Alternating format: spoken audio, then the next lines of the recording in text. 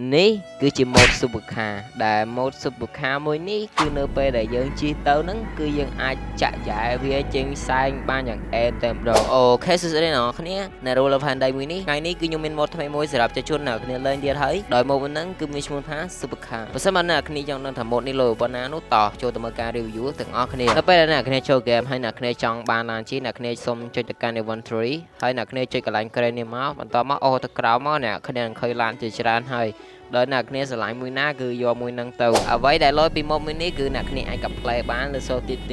លយខ្លាំងមែនតើអ្វីដែលសំខាន់ពីម៉ូត supercar មួយនេះគឺអ្នកគ្នាអាចចាក់យ៉ែចេញផ្សែងបានយ៉ាងអែនតែម្ដងដោយអ្នកគ្នាអាចមើលបានគឺនៅពេលដែលខ្ញុំចាក់យ៉ែនោះគឺវាចេញផ្សែង effect ចេញមកគឺលយខ្លាំងមែនតើមិនថាឡានអ្វីក៏ដោយគឺនៅពេលដែលយើងបាត់ទៅឆ្វេងឆ្លាំអស់ឆ្វេងឆ្លាំនោះគឺវាចេញអាចយ៉ែមកលយខ្លាំងមែនតើជា